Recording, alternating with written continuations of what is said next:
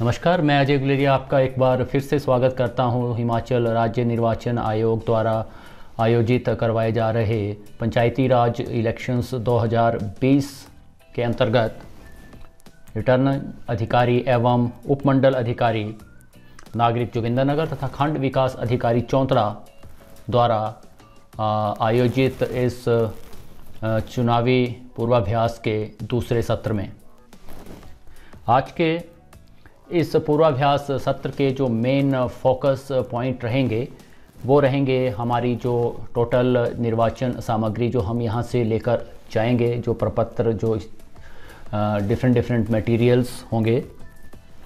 और हम इस सेशन में सीखेंगे जो हमारे डिफरेंट फॉर्मेट्स हैं, जो डिफरेंट हमारे प्रारूप हैं, उनको भरना। बैलेट बॉक्सेस के साथ डिफरेंट ऑपरेशंस, उनकी लेबलिंग और उनकी सीलिंग को हमने कैसे सुनिश्चित करना है कि वो अच्छे ढंग से हों। और चौथा हम करेंगे मतगणना। और साथ ही एक और चीज़ लास्ट में आज इस सत्र के हम करेंगे, वो रहेगी एक राज्य निर्वाचन आयोग हिमाचल प्रदेश द्वारा डेवलप विकसित की गई एक मोबाइल ऐप, जो कि हमारे पोलिंग डे के दिन हमारे जो पोलिंग प्रोसेस है उसको मॉनिटर करेगी। तो सबसे पहले निर्वाचन सामग्री में हमारे पास जो हम आवश्यक जो सामग्री जो इन इलेक्शंस में हमें अपने साथ ले जाना सुनिश्चित करनी है, वो हमारी जो पीठासीन अधिकारी की डायरी है, प्रिजाइडिंग ऑफिसर डायरी, उसके पेज नंबर 20 तथा 21 में परिशिष्ट 1 के अंतर्गत दी गई है। तो हमारे पास जो निर्वाचन सामग्री में सबसे पहली चीज़ रहेगी वो रहेंगी मत पेटियाँ, बैलेट बॉक्सेस, जो हम 4 अपने साथ लेकर जाएंगे, जो लेड पेंसिल्स 2, हमारा इंक जो स्टैम्प पैड होता है 1, बॉल पेन 2, पीठासीन अधिकारी की मोहर 1, मतपत्र को चिन्हित करने के लिए रबड़ मोहर 2, सुभेदक चिन्ह मोहर डिस्टिंग्विशिंग मार्क स्टैम्प हम 1 अपने साथ ले जाएंगे। फाइबर के जो वोटिंग कंपार्टमेंट है वो हम अपने साथ 1 ले जाएंगे। इंडेलिबल इंक हम अपने साथ 3 शीशियाँ लेकर जाएंगे 5 क्यूबिक सेंटीमीटर कैपेसिटी की। ब्लेड 1 हमारे पास रहेगा। मतपत्रों को अलग करने के लिए धातु की पट्टी, जो कि जब हम अपना बैलेट पेपर किसी इलेक्टर को इशू करते हैं तो उसकी काउंटर फाइल से उसको अलग करने के लिए ये वाली धातु की पट्टी इस्तेमाल की जाएगी। और एक निडल, सुआ जिसे हम कहते हैं, 1। इसके बाद जो हमारी निर्वाचन सामग्री में रहेगा, जो हमारे पेपर पिन होते हैं, 1 छोटा पैकेट। इंडेलिबल इंक को रखने के लिए 1 कप, ताकि वो गिरे ना। नोटा चिन्ह की मोहर हमारे पास रबर की 1 रहेगी। बैलेट पेपर को मतपेटी में अगर वो कहीं पे उसकी ओपनिंग में कहीं अगर फंस जाते हैं तो उनको धकेलने के लिए इस तरह की हमारे पास एक धातु की पुशर, एक प्लेट वहाँ पर रहेगी। धागा 1 बंडल, सीलिंग वैक्स 6, गोंद 1 छोटी सी, माचिस 1, मतपत्रों के बंधे हुए पैकेट आवश्यकता अनुसार, जितने भी हमें उस पर्टिकुलर पोलिंग स्टेशन जो हमारे का अलॉट है इलेक्शन ड्यूटी वहाँ पर देने के लिए, वहाँ पर जितने भी रिक्वायर्ड हैं। कार्डबोर्ड के टुकड़े, जो कि हमारे जब हमारा बैलेट बॉक्स है उसको सील करते वक्त हमारी जो पेपर सील है उसको प्रोटेक्ट करने के लिए पीछे से एक बैकअप की तरह वो उसको एक स्ट्रेंथ देता है। संबंधित जो आपका मतदान क्षेत्र है उसका इलेक्टोरल रोल, निर्वाचक नामावली जिसे हम कहते हैं, उसकी हमने 3 कॉपीज़ अपने साथ ले जाना जो है वो इंश्योर करनी है। मत पेटियों के लिए लेबल 12। उसके बाद निर्वाचन सामग्री में हमारे पास कैंडल्स 2 रहेंगी, फ्लेक्सिबल वायर 6 पीसेस, बोरियां 3, अप्रयुक्त जो अनयूज्ड बैलेट पेपर्स हैं उनको रखने के लिए लिफाफे 15, जो यूज्ड आपके बैलेट पेपर हैं उनकी जो काउंटर फाइल्स बच जाएंगी उनको रखने के लिए हमारे पास 15 लिफाफे, जो हमारे टेंडर्ड बैलेट पेपर हैं, निवेदित मतपत्र और ऑन टेंडर जो बैलेट पेपर हैं उनकी जो लिस्ट है उसके लिए लिफाफे रहेंगे 3, हमारे जो रिटर्न्ड और जो कैंसल्ड बैलेट पेपर हैं उनको रखने के लिए हमारे पास 3 लिफाफे हमें यहाँ से मिलेंगे। निवेदित मतों की सूची, जो हमारे टेंडर्ड जो वोट हैं उनकी लिस्ट का जो परफॉर्मा है वो हमें यहाँ से 12 मिलेंगे। जो हमारे पोलिंग एजेंट हैं उनके अपॉइंटमेंट लेटर को रखने के लिए हमारे को 15 यहाँ से लिफाफे इशू होंगे। बैलेट पेपर अकाउंट रखने के लिए हमारे को एक लिफाफा मिलेगा जो कि नंबर में कितने रहेंगे हमारे 18। उसके बाद हमारे पास जो इलेक्टोरल रोल की जो मार्क्ड कॉपी होगी जिसमें कि हमने अंडरलाइन और टिक किए होंगे, उसको रखने के लिए हमें 3 लिफाफे वहाँ पर मिलेंगे। जो हमारे चैलेंज्ड वोटर हैं उनकी सूची को रखने के लिए 3 लिफाफे। इलेक्टोरल रोल की जो मार्क्ड कॉपी है उसके अतिरिक्त जो और कॉपीज़ जो हमारे पास सेफ बचती हैं उनको रखने के लिए हमारे पास लिफाफे हमें मिलेंगे 6। पीठासीन अधिकारी की डायरी रखने के लिए लिफाफे 3। और तरह के जो लिफाफे हैं उनको काफ़ी बड़ा एक लिफाफा होगा जिसमें कि क्लॉथ लाइंड होगी, अंदर से वो कपड़े की उसमें एक लेयर लगी होती है। उस तरह के आपके 6 लिफाफे आपको दिए जाएंगे, बड़े लिफाफे होंगे ये।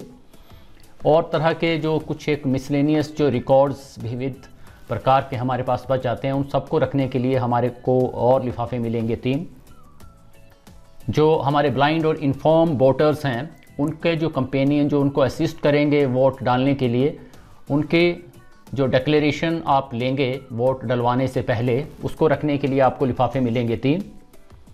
जो आपके चैलेंज्ड वोटर्स हैं उनकी सूची का जो परफॉर्मा है वो परफॉर्माज आपको मिलेंगे 6 इन नंबर, और एड्रेस टैग यहाँ से आपको इशू होंगे 6।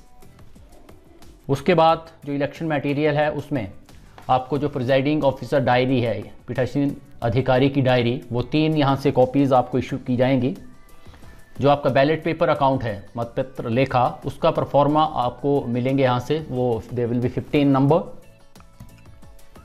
मतदान अभिकर्ता पोलिंग एजेंट की नियुक्ति के लिए जो आपको प्रपत्र मिलेंगे वो यहाँ से मिलेंगे 100। उसके बाद हम आ जाते हैं बहुत इंपॉर्टेंट सेक्शन के ऊपर आज के इस सत्र के, वो है विभिन्न प्रपत्रों को भरना। विभिन्न जो फॉर्म्स हमारे इस इलेक्शन प्रोसीजर के दौरान हमें भरने पड़ेंगे बीइंग प्रिजाइडिंग ऑफिसर, उनको हम 1 बाय 1 देखेंगे। तो सबसे पहले हम आ जाते हैं परिशिष्ट 5 प्रारूप 29 पेपर सील का लेखा। बैलेट पेपर अकाउंट में सबसे पहले हम भरेंगे वार्ड का नाम, जैसे कि मान लीजिए लोअर चौंतरा, उसकी जो संख्या है मान लीजिए वो वार्ड नंबर है 9। प्रयुक्त की गई मतपेटी की संख्या 1 हम ग्राम पंचायत के लिए यूज़ कर रहे हैं। उसमें जो पेपर सील हमने लगाई उसका जो सीरियल नंबर है वो नोट किया। बीडीसी और जिला परिषद के लिए हम एक अलग से पेटी इस्तेमाल कर रहे हैं, उसके लिए हमने जो पेपर सील वहाँ पर इस्तेमाल की उसका सीरियल नंबर हमने लिखा। फिर हमें जो उस पर्टिकुलर डे के दिन यूज़ करने के लिए पेपर सील्स मिली थी उनके सीरियल नंबर, सपोज़ अगर वो सीक्वेंस में है तो मैं यहाँ पे लिख देता हूँ कि वो 4 to 7 है। तो इस तरह से हमारे पास जो टोटल मुझे मिली थी पेपर सील्स वो हैं 4, हमने यूज़ की 2, और जो अनयूज्ड हमें वापस करनी है या हमारे पास वो रह गई 2। और जो आपके पास कोई भी पेपर सील इस प्रोसेस के दौरान आपकी अगर डैमेज नहीं हुई है तो यहाँ पर आप लिखोगे नील और फिर डेट, प्लेस और अपने करेंगे साइन। उसके बाद हमारे पास आ जाता है परिशिष्ट 7 प्रारूप 26। परिशिष्ट जो ये नंबरिंग है ये आपको सारी की सारी अपनी जो प्रिजाइडिंग ऑफिसर जो डायरी मिली है आपको, उसके लास्ट में जितने भी एनेक्शर्स हैं वो वहाँ से ये लिए गए हैं। तो आपका ये जो प्रारूप है ये आपको क्या प्रोवाइड करवाएगा, मतदान अभिकर्ता की नियुक्ति।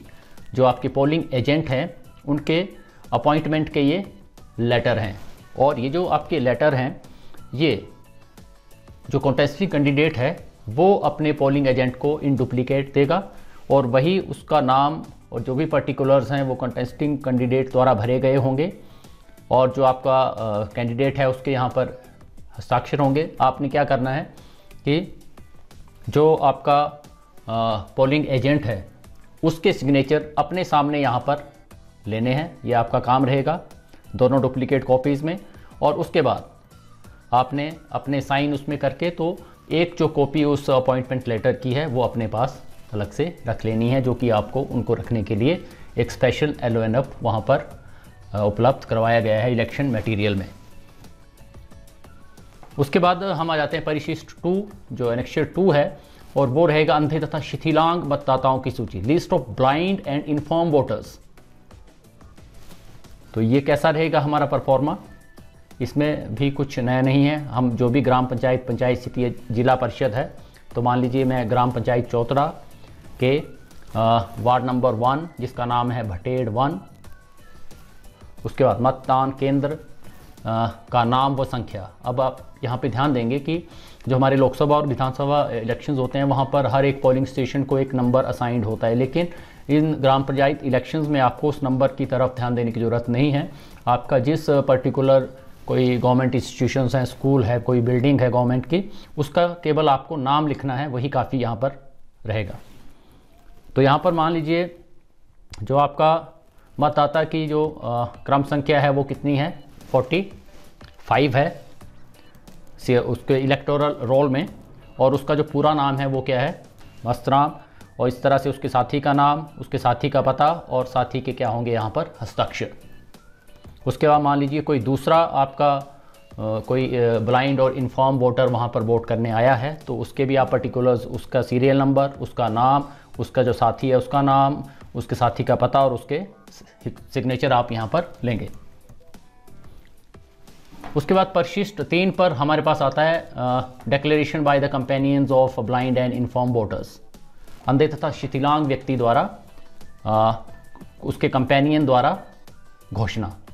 तो इस घोषणा में क्या होगा कि जो भी आपका कोई इन्फॉर्म या ब्लाइंड वोटर आपके पास आता है और वो कहता है कि मैं अपने आप जो है वो वोट नहीं कर सकता, मुझे किसी कंपेनियन की ज़रूरत है, तो आप उस कंपेनियन से एक डिक्लेरेशन वहाँ पर साइन करवाओगे, जिसमें कि क्या लिखोगे, फिर से वही ग्राम पंचायत चौतरा के लिए मान लीजिए जो निर्वाचन क्षेत्र है, जो पोलिंग स्टेशन जहाँ पर वो है 1 नंबर है भटेड़ 1, वहाँ से वार्ड नंबर 1 है वो, वहाँ से, और उसका जो नाम है कि मैं विवेक हूँ, जो कंपेनियन है उसके पिता का नाम, उसकी आयु 34, ये लेना जरूरी है क्योंकि हमें पता है कि जो कंपेनियन है वो 18 साल से कम की आयु का नहीं हो सकता।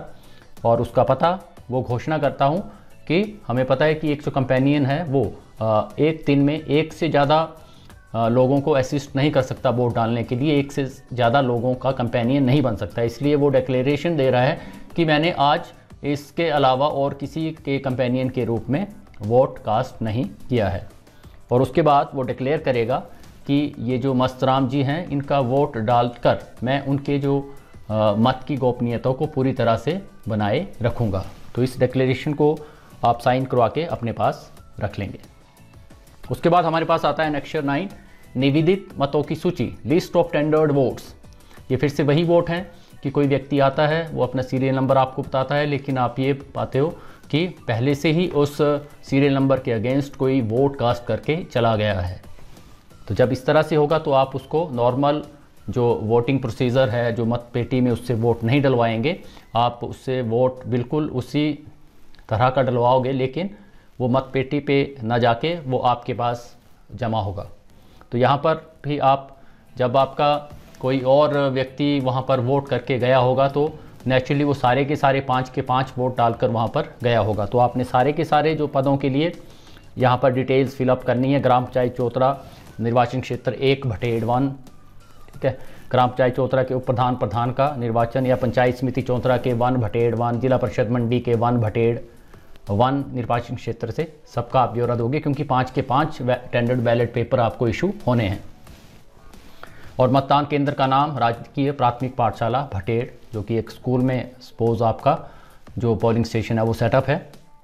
तो यहाँ पर क्रम संख्या 1, मतदाता का नाम मान लीजिए कालू राम, निर्वाचन क्षेत्र की मतदाता सूची में उसकी जो सीरियल नंबर है वो 23 है, और जिस ग्राम का नाम जिसमें कि मतदाता जो है वो संबंधित है वो क्या है, 1 भटेड़ 1। निवेदित मत पत्रों की क्रम संख्या, जो उसको टेंडर्ड बैलेट पेपर जो इशू किए गए हैं उनके सीरियल नंबर्स ये हैं, और उस व्यक्ति को जारी किए गए मतपत्र क्रम संख्या, जो कि आदमी पहले ही उसकी जगह वोट देके गया था, उसने किन सीरियल नंबर पे अपने जो मत का प्रयोग किया है, वो वाले यूज जो आपके जो मत पेटी के अंदर वोट चले गए हैं उनके सीरियल नंबर, और उसके बाद जो आपने निवेदित टेंडर वोट जिससे डलवाया है उसके हस्ताक्षर।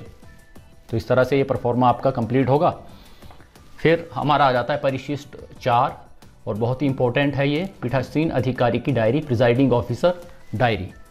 इसमें हमारा जो भरने वाली चीज़ें रहेंगी, फिलअप करने वाली, पंचायत चौंतरा मान लीजिए उदाहरण के लिए, वार्ड संख्या 1/1 विकासखंड चौंतरा, तहसील जोगिंदरनगर, जिला मंडी, हिमाचल प्रदेश। मतदान की दिनांक हम भरेंगे, मान लीजिए 17/1/2020 है। मतदान केंद्र की क्रम संख्या, फिर से मैं आपको कह रहा हूँ कि इसमें केंद्र संख्या के ऊपर आपने ध्यान नहीं देना है, आपने सिर्फ अपने मतदान केंद्र का नाम लिखना है, जिस भी स्कूल में है या किसी भी वो गवर्नमेंट बिल्डिंग या जिस भी बिल्डिंग में है, नेम ऑफ वो आपने लिखना है। राजकीय प्राथमिक पाठशाला भटेड़, और किस प्रकार के भवन में स्थित है, सरकारी। और उसके बाद आप नीचे की अगर कोई आपका पोलिंग ऑफिसर वहाँ पर ड्यूटी से एब्सेंट है तो उसकी जगह आपने किसको नियुक्त किया है, तो वैसा कोई वहाँ पर नहीं है, हम उसको डैश करेंगे। प्रयुक्त की गई मत पेटियों की संख्या, कितने बैलेट बॉक्सेस आप यूज़ किए हैं, 2 किए हैं। और कोई टेस्टिंग कैंडिडेट या उसका पोलिंग एजेंट वहाँ पर अगर प्रेजेंट हो तो उनके आपने नाम यहाँ पर देने हैं। उसके बाद जो निर्वाचन, उस पर्टिकुलर निर्वाचन क्षेत्र के लिए जारी किए गए मतपत्रों की संख्या, तो यहाँ पर सारे के सारे जितने भी आपके 5 के 5 ऑफिसेज जिनके लिए इलेक्शंस कंडक्ट हो रहे हैं, तो ऑफिस वाइज आपको सारे के सारे जो बैलेट पेपर्स हैं उनके सीरियल नंबर और उनका नंबर आपको देना पड़ेगा। ठीक है, तो जितने आप वहाँ से कलेक्शन सेंटर से बैलेट पेपर्स कलेक्ट करके लाए हो, तो हर जैसे सदस्य के लिए 201 से 400, तो मैं यहाँ पर एग्जांपल में सबको मैं एक ही सीरियल नंबर वहाँ पर दे रहा हूँ। हो सकता है कि आपके पास वो अलग अलग आएँ, तो आप उस हिसाब से ऑफिस वाइज सारे के सारे बैलेट पेपर की इंफॉर्मेशन यहाँ पर फर्निश करोगे। तो दूसरा मान लीजिए उपप्रधान के लिए आपको 201 से 400 तक के मिले, टोटल 200, और इसी तरह से सभी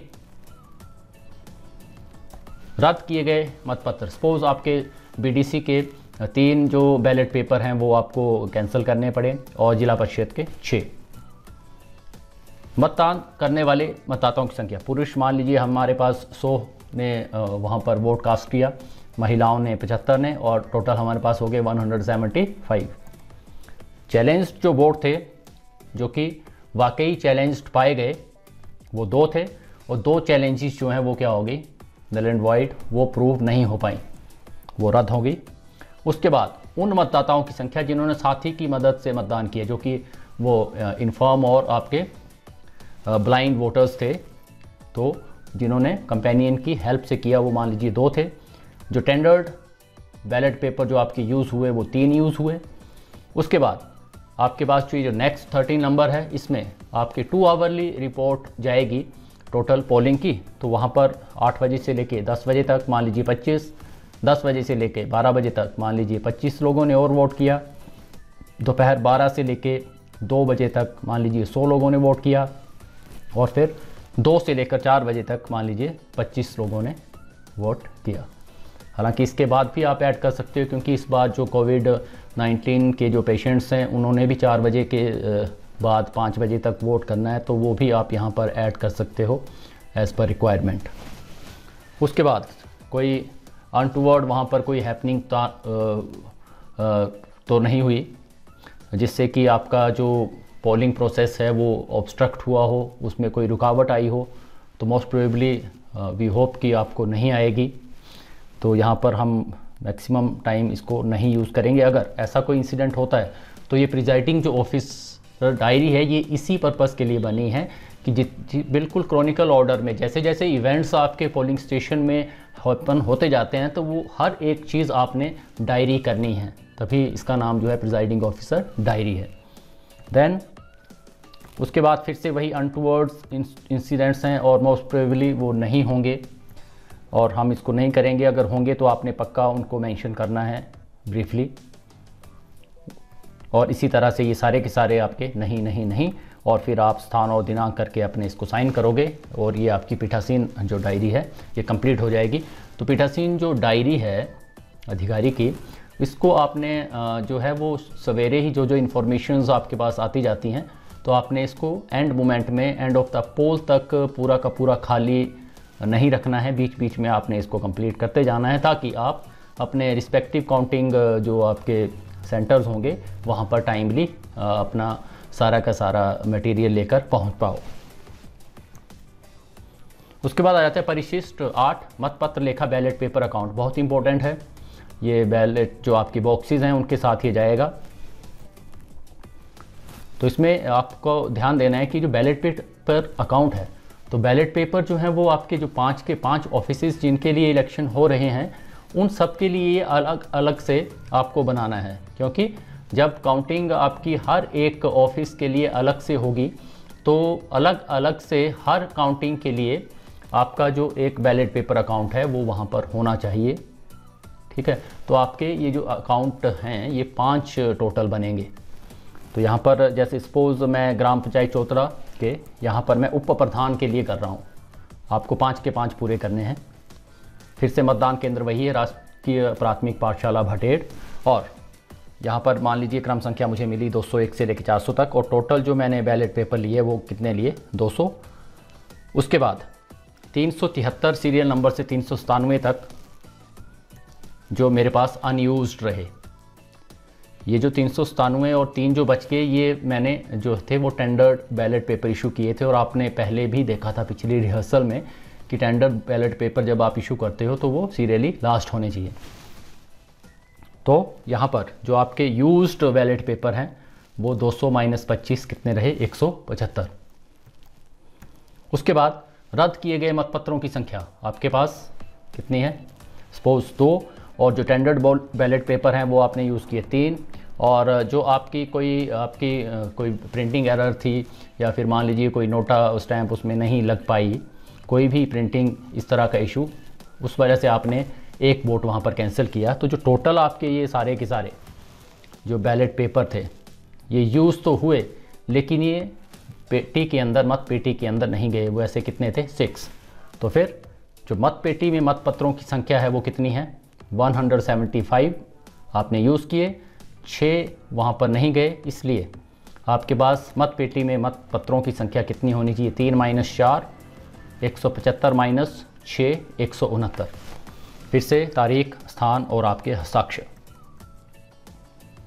ये बहुत इंपॉर्टेंट चीज़ अब आपके पास है कि मतपेटी के साथ वापस दिए जाने वाले प्रपत्रों की सूची, कौन कौन से जो प्रपत्र हैं। हम बार बार कहते हैं कि जब भी कई बार हम कलेक्शन सेंटर में बहुत ज़्यादा तंग होते हैं कि हमें कुछ और किया होता है और वहाँ पर बोलते हैं कि इसके साथ ये लगाओ, ये लगाओ, ये लगाओ। तो ये आपने यहाँ पर बिल्कुल नोट कर लेना है कि जो बैलेट बॉक्स है उसके साथ आपने क्या क्या चीज़ें देनी है। तो वहाँ पर देनी है आपने अटैच करके पीठासीन अधिकारी की डायरी। दूसरा, बैलेट पेपर अकाउंट, मतपत्र लेखा। थर्ड, पेपर सील लेखा। एंड फोर्थ इज निवेदित मतपत्रों की सूची। ये चारों डॉक्यूमेंट्स आपको बैलेट बॉक्स के साथ अटैच करके देने हैं और बाकी भी वहाँ पर रखने हैं। चाहे आप कंसर्न पंचायत में जाओगे तो वहाँ पर वो सारी की सारी चीज़ें आप लेके जाओगे, जो बाकी के जो जितने भी आपके डॉक्यूमेंट्स हैं। ओके, अन्य प्रपत्र जो इसके अलावा बहुत खूब सारी हमारे पास लिस्ट होती है, उनको शेष सामग्री के साथ जमा करवाया जाएगा। उसके बाद हम आ जाते हैं काउंटिंग ऑफ वोट्स पे, क्योंकि हम जो हैं वो काउंटिंग ऑफ वोट्स, पोलिंग जैसे ही हम कंडक्ट करवाएंगे तो उसके इमीडिएटली बाद जो रिस्पेक्टिव जो हमारे पंचायत हेडक्वार्टर्स होंगे वहाँ पर काउंटिंग में भी हम ही इन्वॉल्व होंगे। हमारे जो असिस्टेंट रिटर्निंग ऑफिसर साहिबान होंगे उनकी निगरानी में हम वहाँ पर काउंटिंग भी करेंगे, और जो ARO साहिबान हैं वो पहले से ही इसमें ट्रेंड होंगे, लेकिन फिर भी आपको बेसिक जानकारी काउंटिंग की रहनी चाहिए। तो मतगणना के दौरान ध्यान देने योग्य बातें, उम्मीदवारों या उनके एजेंटों को मतगणना के टेबल से उचित दूरी पर बैठने की अनुमति दी जा सकती है, लेकिन उन्हें किसी भी स्थिति में जो है वो मतपत्रों को छूने या मतगणना कर्मचारियों के साथ मतों को छांटने या मतगणना में मदद करने की अनुमति नहीं होगी। मतगणना की प्रक्रिया के दौरान तैनात कर्मचारियों को सख्त पर्यवेक्षण की आवश्यकता होती है।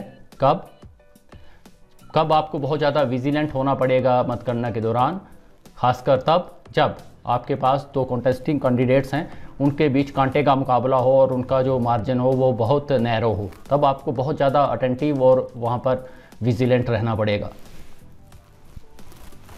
उसके बाद आपको याद रखना पड़ेगा कि अगर आपकी छोटी सी भी गलती, कोई अनियमितता या आपकी छोटी सी लापरवाही के कारण पूरे का पूरा जो इलेक्शन है वो रद्द हो सकता है। तो आपको बहुत ज़्यादा वहाँ पर अटेंटिव रहना है, बहुत ज़्यादा आपको सिंसियरिटी वहाँ पर टॉप लेवल की शो करनी है पोलिंग डे के ऊपर और काउंटिंग के दौरान। विभिन्न पदों हेतु मतगणना का क्रम, कौन कौन से पदों की गिनती किस क्रम में की जाएगी। तो सबसे पहले हमारे पास जो ग्राम पंचायत सदस्य होते हैं, जिनको हम वार्ड मेंबर भी कहते हैं, उनकी काउंटिंग सबसे पहले उनका रिजल्ट निकाला जाएगा। उसके बाद उप प्रधान और लास्ट में प्रधान। उसके बाद बात आती है कि पोल ड्यूटी मतपत्र, जो हमारे जो पोलिंग ऑफिसर्स अपने ही ब्लॉक के विभिन्न पोलिंग ड्यूटीज़ अपनी दे रहे हैं, उनको भी मतदान करने का जो मौका है वो राज्य निर्वाचन आयोग ने दिया है। तो जब वो उनके पोल ड्यूटी मतपत्र भी रिस्पेक्टिव जो हमारे निर्वाचन क्षेत्र होंगे उनमें वो आएंगे, तो सबसे पहले क्या होगा कि जो प्रत्येक पद हेतु जब भी मतगणना स्टार्ट होगी तो स्टार्टिंग में सबसे पहले पोल ड्यूटी मतपत्रों की ही गणना की जाएगी और प्रत्येक पद के लिए पड़े वैध मतों की संख्या, जब हम किसकी कर रहे हैं सबसे पहले काउंटिंग अपने पोल ड्यूटी मतपत्रों की, तो उनकी तो हम वैध पत्रों की गणना करके हम जो हैं वो रिजल्ट शीट के रूप में उसको तैयार करेंगे, जो कि हमारी सदस्य ग्राम पंचायत के लिए फॉर्म नंबर 32 में रिजल्ट शीट बनती है, उसमें हम उनको नोट डाउन कर लेंगे। और जो हमारे प्रधान और उप प्रधान हैं उनकी जो रिजल्ट शीट हम मेंटेन करते हैं वो फॉर्म नंबर 34 पे करते हैं, उसके ऊपर हम उन पोल ड्यूटी मतपत्रों की संख्या को नोट कर लेंगे। सामान्य मतगणना, प्रत्येक पद के लिए सामान्य मतगणना से पहले स्टार्टिंग हमने किससे की थी, पोल ड्यूटी मतपत्रों की गणना के साथ, ठीक है। तो उसके बाद हमारी जो नॉर्मल पोलिंग, जो कि एक्चुअल बैलेट बॉक्स में हमारे बैलेट पड़े हैं, उनकी गणना को शुरू किया जाएगा। उपस्थित उम्मीदवारों या उनके अभिकर्ताओं को मतपेटियों की सील इत्यादि के सही हालत में होने को दर्शाने के उपरांत ही उनको क्या किया जाएगा, खोला जाएगा। प्रत्येक मतपेटी में सभी मतपत्रों को क्या कर दिया जाएगा, उनके सामने खाली कर दिया जाएगा और उनको बार बार बताया जाएगा कि देख लीजिए हमारी जो मतपेटी है वो पूरी तरह से खाली है, इसमें कुछ भी नहीं बचा है। और साथ में जो उसके अंदर लेबल होता है उसको भी हम उसको चेक करवाएंगे कि वो सही है या नहीं है। सभी मतपेटियों को हम खाली करके तो सभी मतपेटियों के मतपत्रों को आपस में मिला लेंगे और उसके बाद उनको पदवार या रंगवार क्या कर लेंगे, शॉर्ट आउट कर लेंगे, उनको पृथकीकरण उनको करेंगे, सेग्रीगेशन उनकी हम करेंगे। अब रंगवार मतलब हमें पता है कि जो अलग अलग पदों के जो बैलेट पेपर हैं वो इसीलिए अलग रंग के किए हुए हैं ताकि बाद में हमें उनको अलग अलग करने में आसानी हो। तो ग्राम पंचायत सदस्य जब हमने क्या किया कि टेबल के ऊपर सारे के सारे हमने मतपत्र इकट्ठे मिक्स कर दिए और उनको फिर जब इकट्ठा हमने बंडलिंग उनकी कर ली, सारे रंग के सारे पदों के जो बैलेट पेपर हैं उनको हमने अलग कर लिया। तो उसके बाद हम सिर्फ सबसे पहले जो वार्ड मेंबर्स हैं, जो ग्राम पंचायत सदस्य हैं, उन्हीं के बैलेट पेपर्स को टेबल पे रहने देंगे और बाकी उप प्रधान और प्रधान के जो बैलेट पेपर्स हैं उनको हम ARO के टेबल पे वापस भेज देंगे, ताकि वार्ड मेंबर की जो आपकी मतगणना है सबसे पहले जो है वो ग्राम पंचायत सदस्य के मतपत्रों की गणना की जाएगी और उसके बाद फॉर्म नंबर 32 पर रिजल्ट शीट तैयार कर तो फिर फॉर्म नंबर 33 पर उनके जो रिजल्ट हैं उनको हम फाइनल करेंगे। ग्राम पंचायत के सभी सदस्यों के परिणामों की घोषणा के बाद उप प्रधान एवं प्रधान के पदों की गिनती की जाएगी, इसी सीक्वेंस में, पहले उप प्रधान फिर प्रधान, और उसके बाद फॉर्म नंबर 34 के ऊपर हम उनकी रिजल्ट शीट तैयार करेंगे और हम फॉर्म नंबर 35 के ऊपर उनके रिजल्ट को फाइनल करेंगे। प्रत्येक पद हेतु रिजल्ट शीट तैयार करने के बाद कुछ समय तक हम कुछ एक इंटरवल देंगे फाइनल रिजल्ट डिक्लेरेशन करने के लिए, ताकि कोई आपके पास रिकाउंट की कोई एप्लीकेशन ना आए, उसका आप वेट करेंगे थोड़ी देर के लिए। अगर वो कोई उस तरह का आवेदन नहीं आता है तो आप फिर फॉर्म नंबर 33 और फॉर्म नंबर 35 के तहत और जितनी भी रिजल्ट शीट्स हैं उसमें कॉरस्पॉन्डिंग आपके जो कॉन्टेस्टिंग कैंडिडेट्स हैं या फिर उनके जो काउंटिंग एजेंट हैं उनके सिग्नेचर लेकर आप रिजल्ट क्या करेंगे, फाइनल डिक्लेयर कर देंगे। मतगणना करने का जो तरीका है वैसे तो हम सभी वाकिफ़ हैं, हम सभी ने ये बैलेट पेपर से होने वाले जो चुनाव हैं इनमें हमने ड्यूटीज़ दी हैं, लेकिन कुछ एक यहाँ पर नए भी लोग हैं, तो उनकी सूचना के लिए कि जब भी हम मतगणना करेंगे, वहाँ पर काउंटिंग करेंगे, तो जब हम उनको अलग करने का काम कर रहे होते हैं अलग अलग पदों के मतपत्रों को, तो हम उनकी जब इकट्ठा करेंगे तो काफ़ी बड़े बड़े बंडल ना बनाएं हम, जैसे 20-20, 25-25 या 50-50 आवश्यकता अनुसार जो भी आपको कन्वीनियंट लगता है उस तरह की उसकी बंडलिंग कर लें, ताकि मतों की गणना तथा पुनर्मतगणना रिकाउंट जब होगा तो उसमें आपको सहूलियत होती है फिर उनको काउंट करने में, क्योंकि आप छोटे छोटे जो लॉट्स हैं उनमें आप बैलेट पेपर्स को काउंट करते जाते हो और फिर आप जितने भी आपके नंबर ऑफ़ बंडल्स इनटू आप नंबर ऑफ़ बैलेट पेपर्स पर बंडल उसको मल्टीप्लाई करके तो आपको सीधा उनका टोटल निकल के आ जाता है। उसके बाद आता है पुनर्मतगणना या फिर रिकाउंटिंग।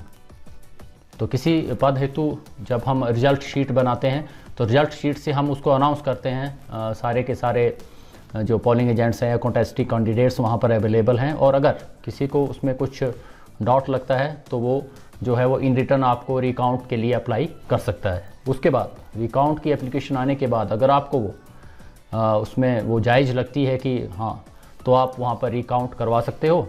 और रिकाउंट के बाद अगर आपका जो रिज़ल्ट शीट है उसके जो डाटा है उसमें अगर कोई उसमें कोई आपकी संशोधन होता है, कोई डाटा अगर आपका अपडेट होता है, तो आपने उसमें वो वाला जो संशोधन है उसको दर्ज करना है, और फिर जो पर्टिकुलर जो आपके कैंडिडेट्स हैं जो रिकाउंट अप्लाई करने वाले हैं, डिमांड करने वाले हैं, उनके उसके ऊपर सिग्नेचर करने हैं और अपने रिज़ल्ट को फाइनल करना है। एक बार इस तरह से जैसे ही उनके सिग्नेचर रिज़ल्ट शीट के ऊपर हो गए तो आपका जो रिज़ल्ट है वो फाइनल हो जाएगा, और फॉर्म नंबर 35 के ऊपर या 33 के ऊपर आपने उसको डिक्लेयर करना है, और उसके बाद रिकाउंट आपने परमिट नहीं करना है।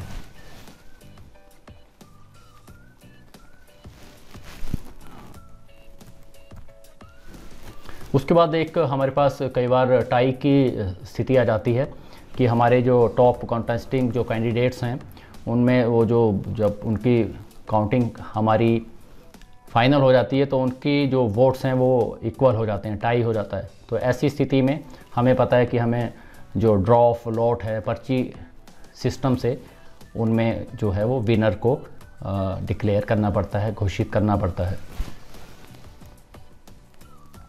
उसके बाद आ जाते हैं हम अपने इस ट्रेनिंग सेशन के आज के इस लास्ट सेक्शन में, जिसमें कि राज्य निर्वाचन आयोग द्वारा पोलिंग डे को मॉनिटर करने के लिए एक मोबाइल ऐप के बारे में आपको बताया जाएगा। हम में से काफ़ी लोग रिसेंट पास्ट में लोकसभा इलेक्शन में ड्यूटीज़ दे चुके हैं, तो उन्हें पता होगा कि उस वक्त भी हमारी ऐसी एक ऐप डेवलप की गई थी, पोलिंग डे मॉनिटरिंग सिस्टम जिसको कहा गया था PDMS। तो इस बार जो हमारी ये ऐप है इसको नाम दिया गया है voting day monitoring system VDMS। अभी तक इसका कोई भी ड्राई रन नहीं किया गया है, ना ही कोई डेमो यूज़र आईडीज़ या कोई डेमो पासवर्ड इस तरह का कोई क्रेडेंशियल्स हमें अवेलेबल नहीं करवाए गए हैं। तो हम इसका जो प्रैक्टिकल डेमोन्स्ट्रेशन है वो एटलीस्ट अभी तो नहीं कर पाएंगे। अगर इन फ्यूचर कभी भी होता है तो हम पक्का आपके जो अपने रिस्पेक्टिव पोलिंग स्टेशन में लीव करने से पहले इंश्योर करेंगे कि आपको पक्का इसके साथ हैंड्स ऑन करवाएं, इसका प्रैक्टिकल डेमोन्स्ट्रेशन आपको दें। तो ये जो आपकी ऐप है ये मतदान के दिन मतदान को मॉनिटर करने के लिए स्टेट इलेक्शन कमीशन ने जो है वो विकसित की है। इस ऐप को आप जो है वो नीचे दी गई वेबसाइट से डाउनलोड किया जा सकता है, और बेसिकली ये जो वेबसाइट है that is sec-himachal.nic.in। SEC stands for state election commission, तो स्टेट इलेक्शन कमीशन himachal.nic.in। इस वेबसाइट पे आप जाओगे तो आपको राइट हैंड कॉर्नर के ऊपर एक लिंक मिलेगा वोटिंग डे मॉनिटरिंग सिस्टम। वहाँ पे जैसे ही आप क्लिक करोगे तो आपको एक .apk फाइल डाउनलोड आपके मोबाइल पे होगी, और जैसे आप उसको क्लिक करोगे तो वहाँ पर आपको वो एक प्रॉम्प्ट मैसेज करेगा कि आपको जो है वो ऐप्स फ्रॉम अननाउन सोर्सेज को ट्रस्ट करना है या नहीं करना है, तो आपने उसको अलो करना है। फिर आपकी ये ऐप आपके मोबाइल पे इंस्टॉल हो पाएगी। तो इस ऐप को हम पीठासीन अधिकारी या फिर किसी भी मतदान अधिकारी, जो भी आपको कन्वीनियंट लगता है, आप उसके मोबाइल के ऊपर इसको इंस्टॉल कर सकते हो। इस ऐप को इंस्टॉल करने के बाद आपको पहली स्क्रीन पर अपना मोबाइल नंबर एंटर करना है। जैसे कि आपको इसको जो स्क्रीनशॉट है वो आपके इस पैनल के ऊपर अभी फ्लैश हो रहा है। तो इसमें क्या है कि आप फर्स्ट स्क्रीन के ऊपर ये बोलेगा कि आप अपना मोबाइल नंबर एंटर करो, लेकिन फॉर द टाइम बीइंग अभी जब आप अपना मोबाइल नंबर इस पे डालोगे तो ये बोलेगा कि the number does not exist, या इस तरह का आपको मैसेज देगा। वो इसलिए है क्योंकि अभी तक आपके जो क्रेडेंशियल्स हैं वो इसमें सिस्टम में नहीं डले हैं, या फिर अगर डले भी हैं तो उनका इंटेंशन रहता है कि सिर्फ पोलिंग डे के ऊपर ही ये जो है वो आपके जो मोबाइल नंबर्स हैं या जो आपकी एक्टिविटीज़ हैं वो इसमें ली जाएं, उससे पहले नहीं। तो यहाँ अभी आपको कोई OTP नहीं आएगा। फिर आप सिर्फ इसके बारे में थोड़ा सा देख लें, ज़्यादा कम्प्लेक्स ये एप्लीकेशन बेसिकली है नहीं।